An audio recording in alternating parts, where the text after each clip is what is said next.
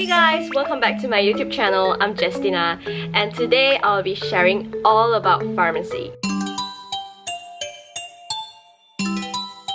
Hey, sweetie. So I've received numerous DMs about how did I get in, what kind of requirements are needed, which directions can you go for after you graduate, what kind of internship that you have to go through, and blah blah. So in this video today, I will be sharing with you my experience throughout these years and also answering some Q&A questions. Oh wait, before this, don't forget to like, subscribe, and turn on the notification bell. Let's get started! Okay, a short introduction about me being a pharmacist.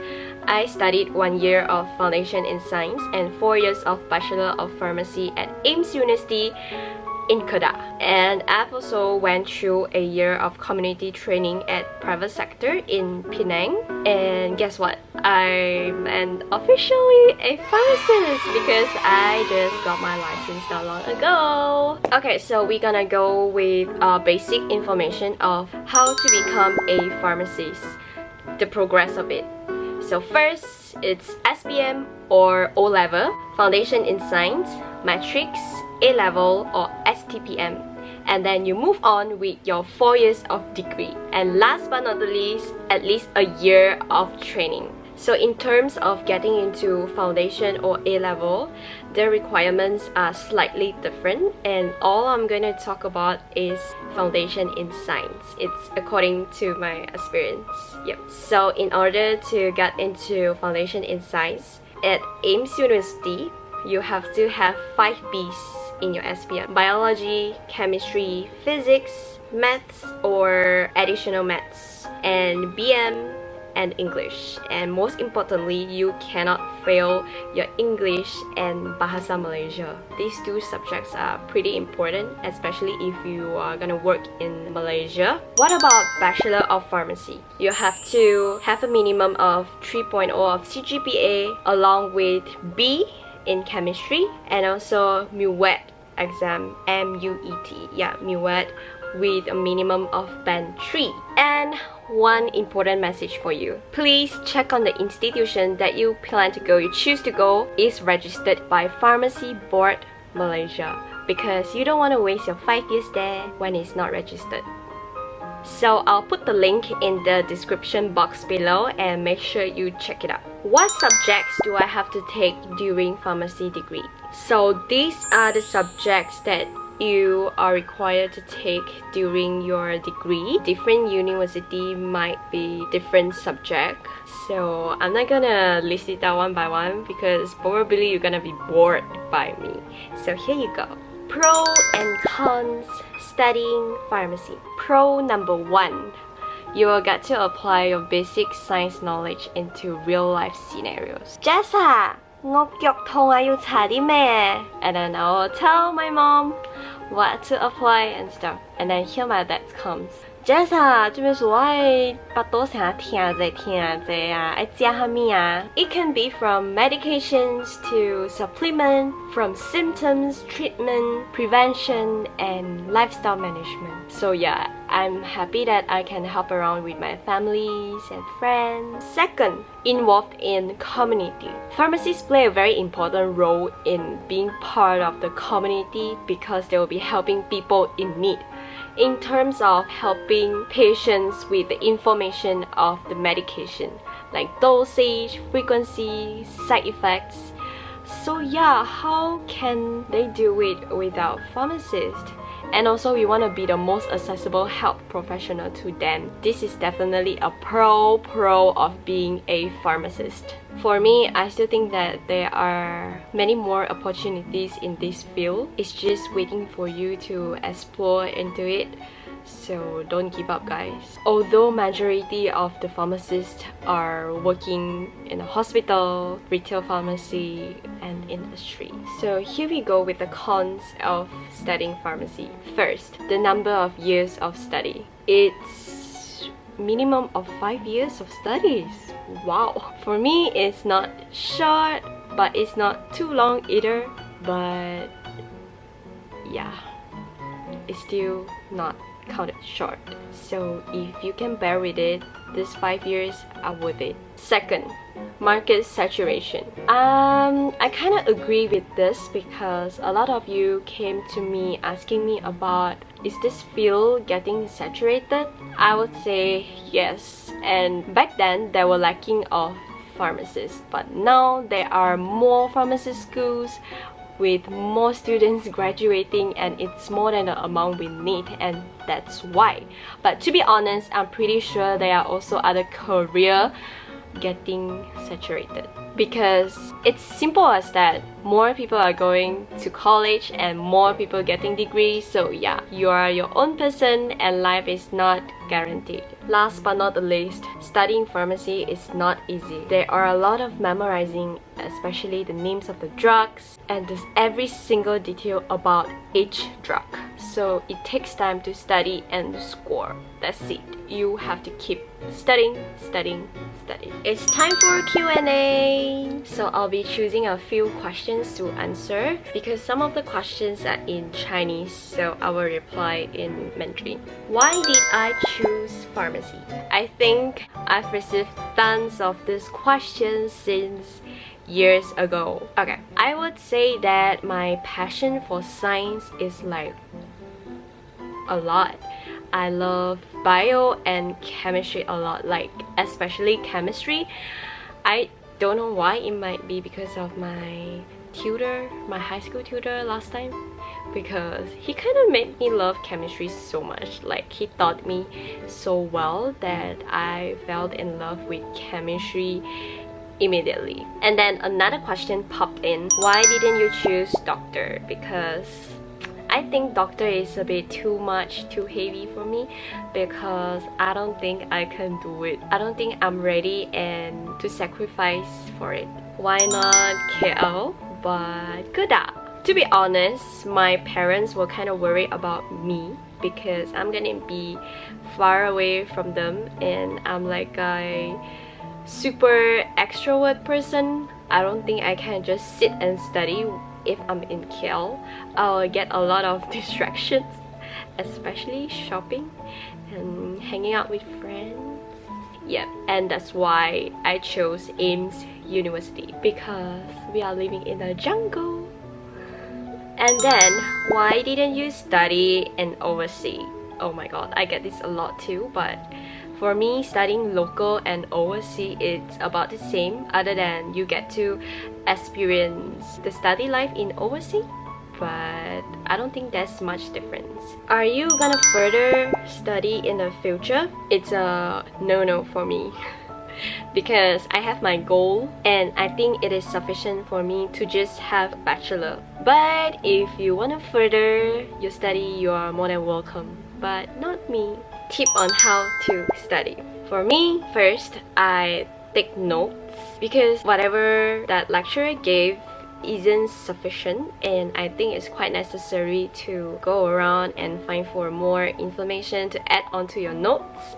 And you can also apply it during exam to try to score higher marks. Plus, you will need it in the future. Second, avoid distractions. This might be pretty hard for most of us because we are on our phones 24/7. I'm not sure about you, but I go on like Instagram, YouTube a lot. So you have to know yourself well, where, what time you want to study. You know yourself the best. For me, I can only study in the school library. I cannot do it at home, not in my room, and I can't study during late nights. So yeah, I'm a morning kind of person. So for me, library, morning hours, daytime. Third, be organized. Be organized with your notes, especially because you don't want to chase after it, finding it right before exam, and you want to keep it properly and organized for future purpose. Plus, be organized with your schedule. For me, it is very important to balance both studies and work as an KOL, because I have to do both at the same time, and it is never easy for me. So I have this notebook with me to plan out my schedule so I can complete the task for both. So know your time well and plan which subject to study today, tomorrow, and what time are you gonna study, so your lifestyle is balanced too. You won't want to just study 24/7, right? You want to have some fun and stuff, so yeah, make sure you plan it well. And here goes the most concerned questions. Which direction can you guys go for after you graduate from pharmacy degree? There are actually a lot of people out there didn't really get what a pharmacist can do after they graduate, because all they can think about is being in a hospital, retail pharmacy, in the industry. That's it. But there are many more that you can do. It is definitely sufficient for you to work as a pharmacist in a hospital, retail pharmacy, or industry after getting your pharmacy degree. But if you are into research, clinical trials, or being a lecturer, you are more than welcome to further your study, like getting master in pharmacy. Other than community hospital industry, you can also get into enforcement, be a sales rep, product manager, and also to work with corporate and more.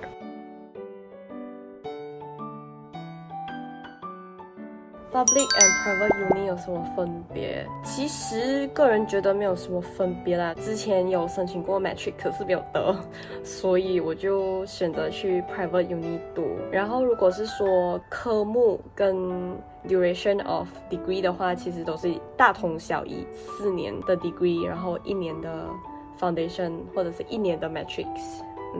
所以我觉得其实是没有什么差别。如果 PRP 选择在 retail 会不会学不到东西，其实是要看你个人想学些什么东西，因为在医院和私人的学的东西的确是有一点不一样。如果你是像我呢，在 community 你就会学到除了药的那些 details， 还有要给什么要给病人的话呢，你还可以学到就是怎么去经营生意。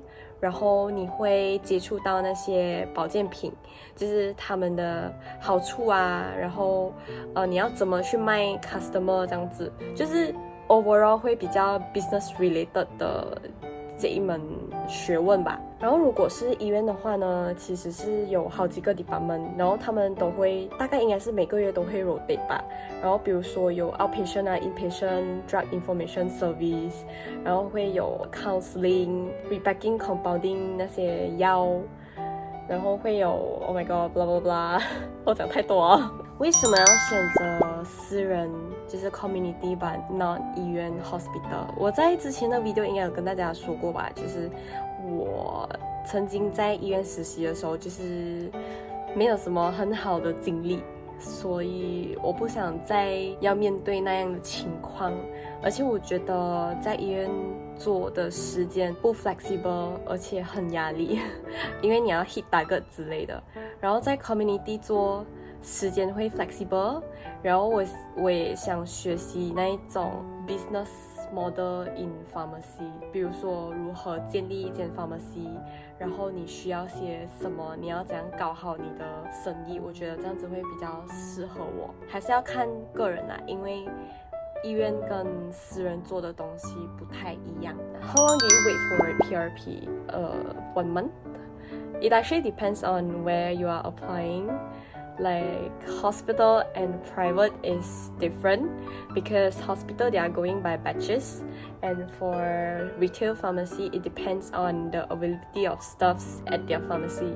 If they are currently not lacking of stuff, then you might have to wait a little bit longer. But if they are like there's a shortage of pharmacists, staff, then you will get approved for quite fast. 做这一行会闷吗？一直待在店里，因为我是做 retail 的嘛，我觉得每一天时间都过很快，不会闷，除非店没有生意。可是基本上我觉得我每一天都会学到东西 ，like there's something I will get to learn each and every day. 然后因为毕竟之前读书都是一直读药嘛，一直什么都是要这个 side effect， 然后什么要它的那个 dose 啊 frequency 这样子。可是自从我去了 retail， 我觉得就开始慢慢有接触到那些保健品啊 supplement， 就是书里面读不到，我就觉得这个真的是帮了我很多。然后其实在 pharmacy 大家都懂，里面是还有很多东西卖的，不只是药，除了保健品还有那些 patient 的必需品啊，比如说轮椅啊、拐杖啊，然后那个 disposable pads 啊，还有很多，所以这些东西我们都要懂怎么去用，然后再教那些 patient， 所以是不错的。Okay, talking about working hours, 工作时间 different place has different working hours. In community pharmacy, there are usually shifts like morning shift, noon shift, or night shift. Yeah, for me, my pharmacy, we are only operating until 7:30 at night, so our working hour will be 9:30 to 7:30.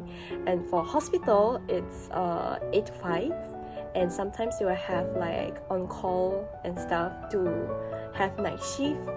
So yeah, it still depends on where you are working at. 薪水大概多少？我这里的 questions, most of it, they are all about the salary. 因为其实每间店也有不同的打个 incentive。OT 这样子，所以 PRP 最 basic 的那个薪水是2600，再加上这些 click clock 的话，大概就是4、5千。那如果是在医院做的话呢 ，basic 大概也是2900。不同的区有不同的 allowance，2900是 basic， 然后再加 allowance， 大概就是会 hit 到almost 4000这样子。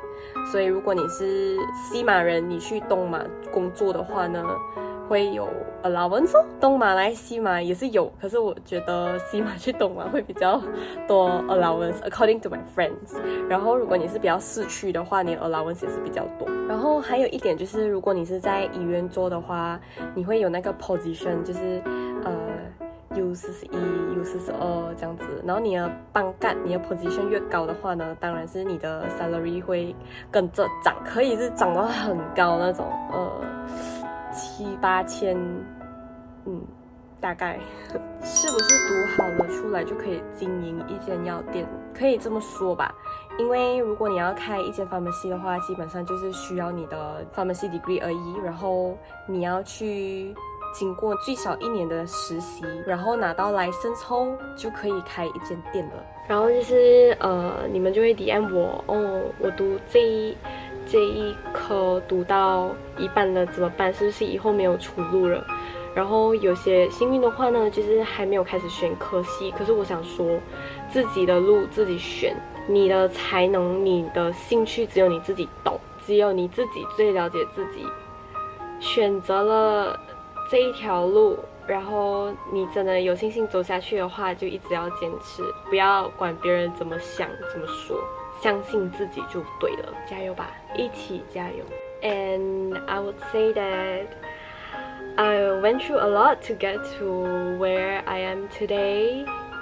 It's not a usual one, but I appreciate everything, and I would say that hard work will pay off, and it's definitely worth it.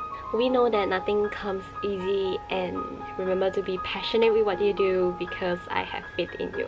So that's the end of my video. I hope I've answered most of your questions, and if you have any more questions, feel free to ask me, drop your comment below. Once again, thank you for watching my video today. I hope it helps you. Don't forget to like, subscribe, and hit the notification bell. I'll see you in the next video. Bye.